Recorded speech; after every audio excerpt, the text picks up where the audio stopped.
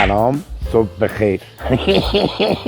ساعتها دارن به سرعت میگذرن، زمین داره میچرخه، خورشید پشتش به ماست، ولی تو سرعت دید زدنت خیلی پایینه. میدونی چرا؟ چون این ویدیو رو ندیده بودی. بیایید بهتون چند تا ترفند یاد بدم که سرعت ادیتتون رو چند برابر کنید.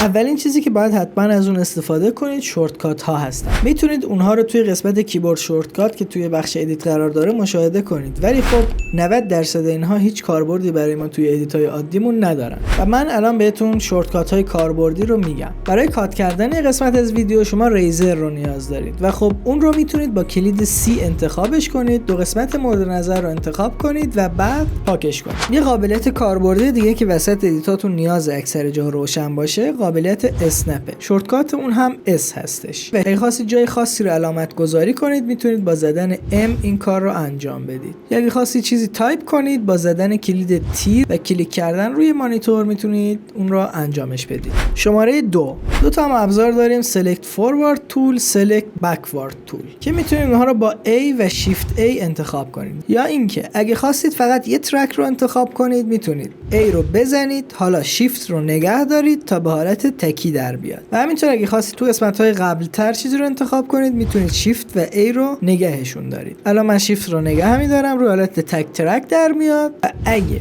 ولش کنم میشه روی حالتی که تمام ترک ها رو انتخاب میکنه. شماره 3 و چیزی که توی کات ها زیاد کمکتون میکنه و سرعتتون رو میبره بالا اینه که شیفت دلیت رو بزنید. وقتی شما شیفت دلیت رو میزنید اون قسمت کات شده علاوه بر اینکه پاک میشه این قسمت هم میاد و به قبلیش میچسبه، در صورتی که شما قبلا فقط دلیت خالی رو میزدید بینشون فاصله میموند. رایپل دلیت هم چاقو میارم فرو میکنم تیشکم خودم. اینجوری کمکتون میکنه که اگه یه قسمت خالی توی تایملاینتون داشتید میتونید اونجا کلیک کنید و دکمه دلیت رو از روی کیبوردتون فشار بدید. حالا یه جای کات داشتیم و می‌خواستیم کات‌ها رو تغییر بدیم، دیگه نیازی نیست 2 ساعت این لایه‌ها رو تغییرشون بدیم. کافیه فقط این وسط دکمه کنترل رو نگه دارید و بعد میتونید کات‌ها رو آزادانه تغییرشون بدید. از اینجا هم میتونید ببینیدشون.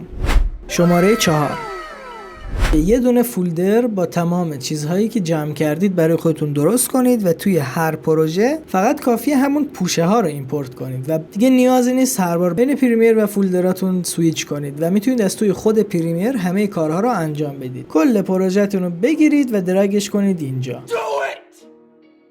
شماره 5 اگه ساند افکت شبیه به این یا یه تکست یا هر چیزی داشتید دیگه نیازی نیست دوباره بسازیدش یا کپی پیستش کنید. فقط کافیه آلت رو نگه دارید و اون رو درگ کنید روی قسمت‌های مختلف. همینطور این زیرنویس یا تایتلی که دارید رو میتونید فقط با نگه داشتن آلت و قرار دادنش روی قسمت دیگه صرفا زمانتون رو صرف تایپش کنید نه درست کردن هر چیز دیگه. شماره 6 لیبل ها علاوه بر این که میتونن سرعت شما رو توی پیدا کردن هر چیزی افزایش بدن یا قابلیت خفن دیگه هم بهتون میدن. اونم این که میتونید روی این لیبل های صورتی کلیک کنید و برید توی بخش لیبل و بزنید سلکت لیبل گروپ. اینطوری میاد تمام لیبل هایی که رنگشون صورتی بوده رو سلکتشون میکنه. شماره 7 وقتی فایل صوتی طولانی دارید فقط کافیه روش دوبار کلیک کنید، آی رو اول قسمتی که میخواید وارد تایملاین کنید و او رو آخرش بزنید و بعد گزینه اینسرت رو بزنید. فایلتون خودش اتوماتیک وارد تایملاین میشه. مورد بعدی استفاده از ابزارهای ریپل. مثلا با استفاده از ابزار ریت استرچ تول که شورتکات آر رو هم داره میتونید سرعت فوتیج هاتون رو بدون مراجعه کردن به بخش اسپید تغییر بدید. اینطوری میتونید نگهش دارید و بکشیدش. خیلی هم کارتون رو دقیق‌تر انجام میده کارو.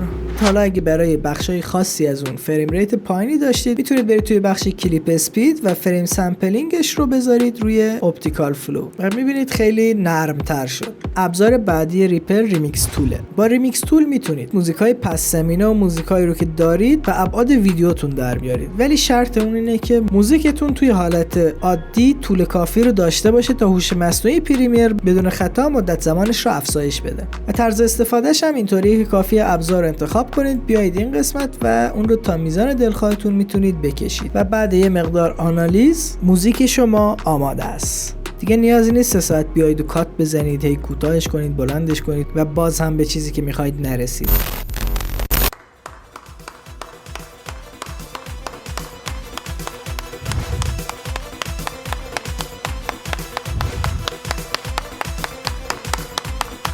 راستی بچه‌ها، من براتون یه پکیج ساند افکت هم آماده کردم که توی کانال تلگرام قابل دانلوده. برید و لذتشو ببرید. تا ویدیوهای بعد همراه من باشید.